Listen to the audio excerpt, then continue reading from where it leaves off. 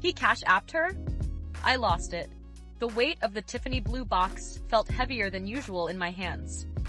Mark had surprised me with it after dinner, a week after the wedding venue deposit was paid. He had been so attentive lately.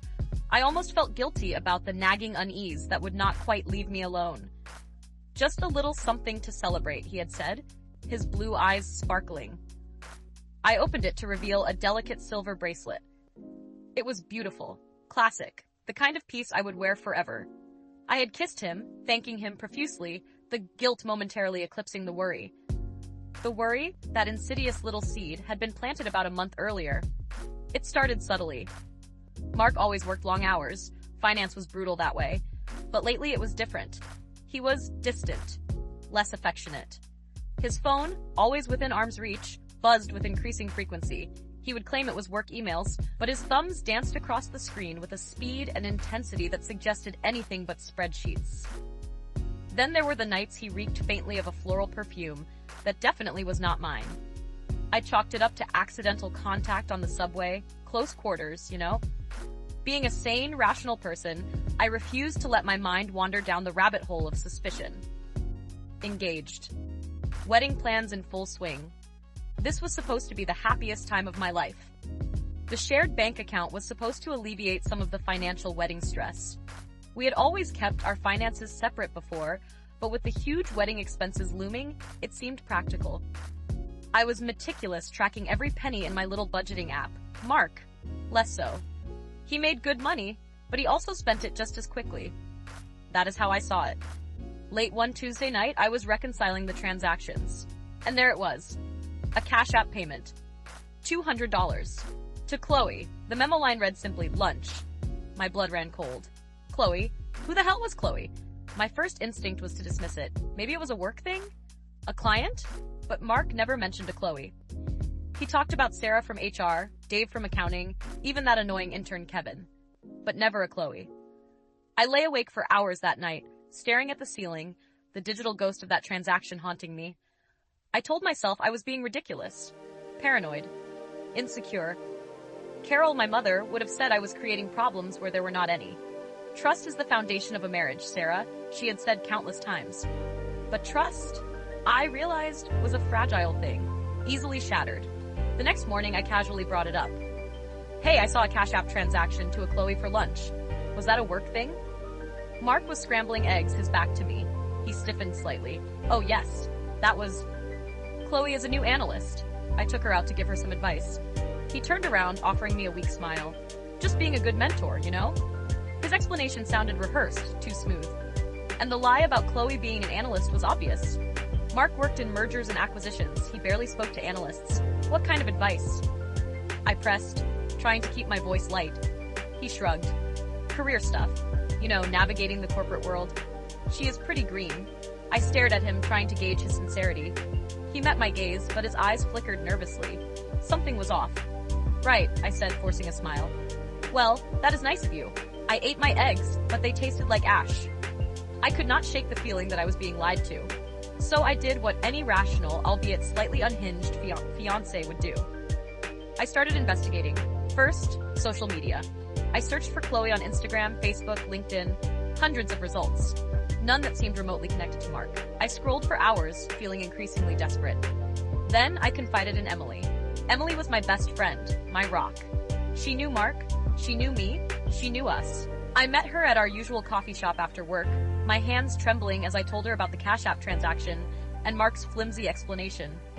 Emily listened patiently, her brow furrowed. That is weird, Sarah, she said finally.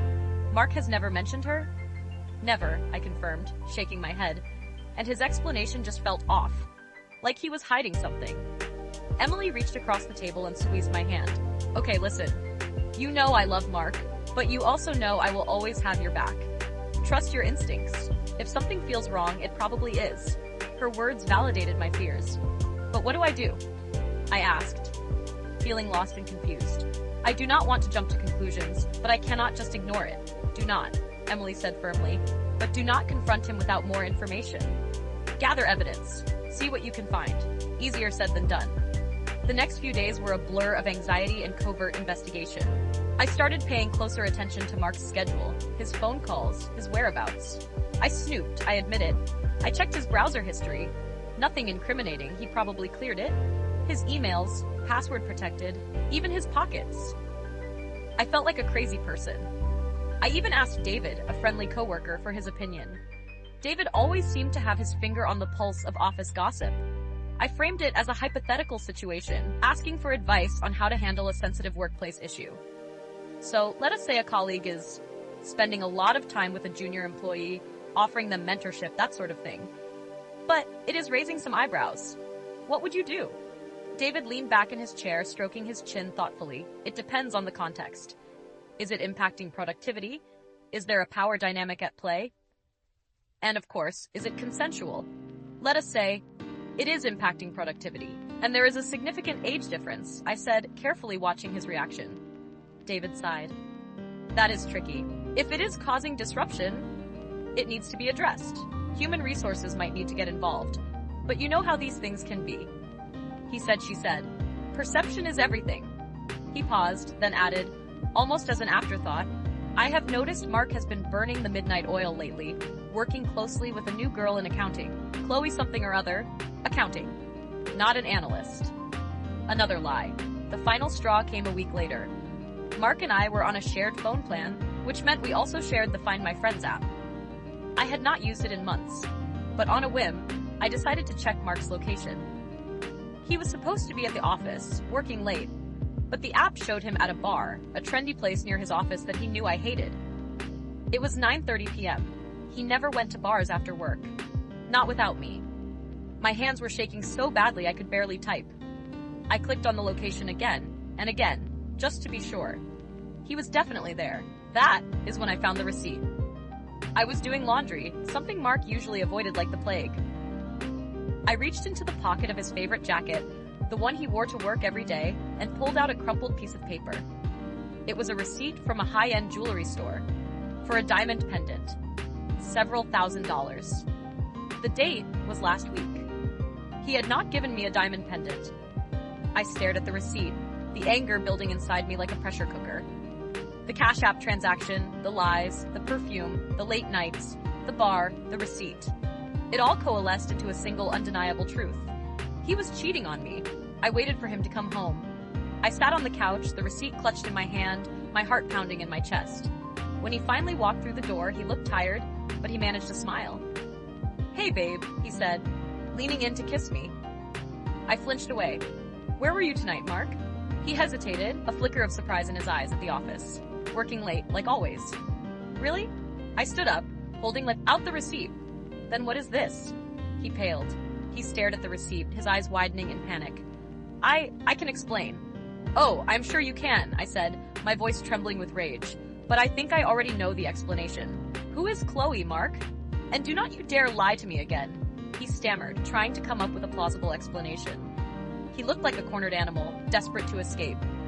She is just a colleague, he said weakly. I told you I was mentoring her. Mentoring her with a diamond pendant?